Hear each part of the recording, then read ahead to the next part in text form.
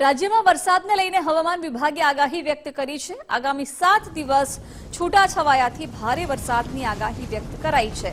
આવતીકાલે હળવાથી મધ્યમ વરસાદની આગાહી છે। ગીર સોમનાથ, અમરેલી, દીવ, ભાવનગરમાં વરસાદની આગાહી છે। મહીસાગર, દાહોદ, પંચમહાલ, વડોદરામાં પણ વરસાદની આગાહી છે। છોટાઉદેપુર, ભરૂચ, નર્મદા, સુરત, તાપીમાં વરસાદની આગાહી છે। ડાંગ, નવસારી, વલસાડ, દમણ, દાદરાનગર હવેલીમાં પણ વરસાદ પડી શકે। 21 મે બાદ રાજ્યમાં વરસાદની ગતિમાં વધારો થવાની શક્યતા છે। સૌરાષ્ટ્ર અને કચ્છમાં મધ્યમથી ભારે વરસાદની આગાહી છે। 22 થી 24 મે સુધી ગાજવીજ સાથે ભારે વરસાદની આગાહી છે। અમદાવાદમાં તાપમાન 40 ડિગ્રી आसपास રહેશે। रीजन में 19 और 20 के लिए आइसोलेटेड जगह में लाइट टू मॉडरेट रेन का फोरकास्ट दिया गया है। उसके आगे जो मतलब 21 से लेकर 25 मई तक scattered rainfall, light to moderate scattered rainfall का फोरकास्ट दिया गया है। और जो सौराष्ट्र कच्छ के लिए अगले 3 दिन तक आइसोलेटेड जगह में लाइट टू मॉडरेट रेन का फोरकास्ट दिया गया है। और उसके आगे जो डेट्स है मतलब 22 से लेकर 25 तक आपका स्कैटर्ड रेनफॉल का फोरकास्ट है। अभी जो गुजरात रीजन में 21 से लेकर 25 तक स्कैटर्ड रेनफॉल दिया गया है, इसमें थंडरस्टॉर्म का भी वार्निंग दिया गया है, उसमें लाइटनिंग के साथ। और सौराष्ट्र कच्छ में भी लाइट टू मॉडरेट थंडरस्टॉर्म रहेगा। આગાહીકાર અંબાલાલ પટેલે વાવાઝોડાની આગાહી કરી છે, જેમાં વીજળીના કડાકા ભડાકા સાથે વરસાદની આગાહી વ્યક્ત કરવામાં આવી છે। અરબી સમુદ્રમાં આગામી દિવસોમાં વાવાઝોડું પણ બની શકે। મુંબઈ, ગોવાથી વાવાઝોડું ઉગ્ર બનશે। 22 મેથી વાવાઝોડાની શરૂઆત થશે। 24 મે સુધીમાં વાવાઝોડું ગતિ પકડશે। સૌરાષ્ટ્રમાં અતિ ભારે વરસાદ પડી શકે છે। 24 થી 30 મે સુધી રાજ્યમાં ગાજવીજ સાથે વરસાદ રહેશે। હવે હવામાનમાં મોટા ફેરફાર થઈ રહ્યા છે। આગામી સમયમાં અરબી સમુદ્રમાં એક સર્ક્યુલેશન બનશે। અરબી સમુદ્રમાં હલચલ વધશે। મુંબઈથી ગોવા સુધીમાં તારીખ 21-22માં એક સિસ્ટમ બનશે, ધીરે ધીરે લો પ્રેશર બનશે। તારીખ 24 થી 28માં આ લો પ્રેશર લગભગ ચક્રવાતમાં ફેરવાઈ જાય તેવી શક્યતા છે। તારીખ 24 થી 28માં દક્ષિણ ગુજરાતના ભાગોમાં ભારેથી ભારે વરસાદ થવાની શક્યતા રહેશે। મુંબઈ, મહારાષ્ટ્રના ભાગોમાં પૂર આવે તેવી સ્થિતિ શક્યતા રહેશે। અને લગભગ દક્ષિણ સૌરાષ્ટ્રના ભાગોમાં પણ ભારે વરસાદ થશે।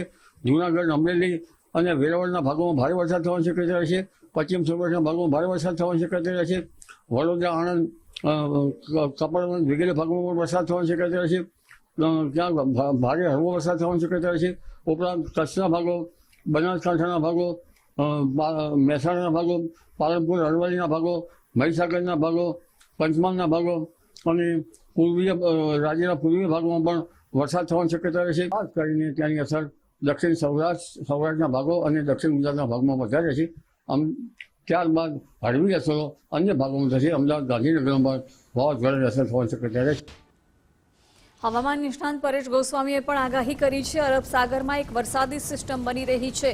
22 મે સુધી ગુજરાતમાં વરસાદી એક્ટિવિટીની શક્યતા છે। એક સપ્તાહ સુધી રાજ્યમાં વરસાદ પડે તેવી સંભાવના છે। કેટલીક જગ્યાએ અતિ ભારે વરસાદની પણ આગાહી વ્યક્ત કરાઈ છે। ચોમાસું આવે એ પહેલા ગુજરાતની અંદર પ્રી મોન્સૂન એક્ટિવિટીના વરસાદો જોવા મળે તેવી શક્યતાઓ છે।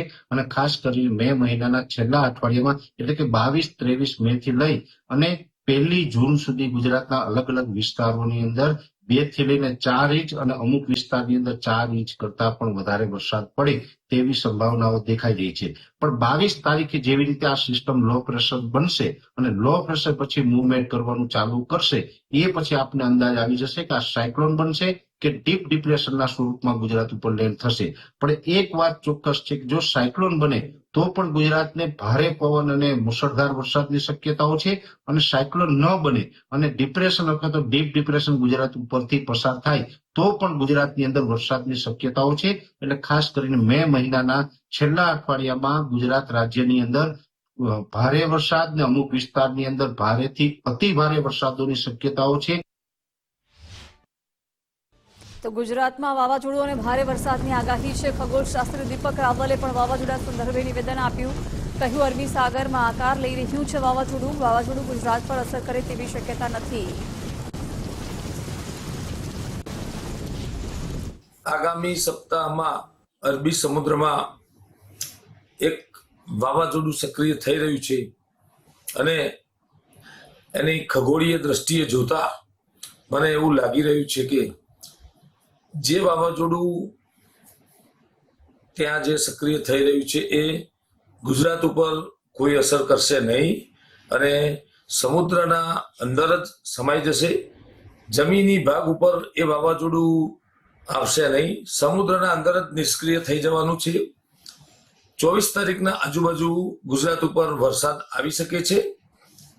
વાવાઝોડાની કોઈ શક્યતા ગુજરાત ઉપર જમીની વિસ્તારના અંદર મને કોઈ જણાઈ રહી નથી, એ હું ચોક્કસપણે કહી શકું છું.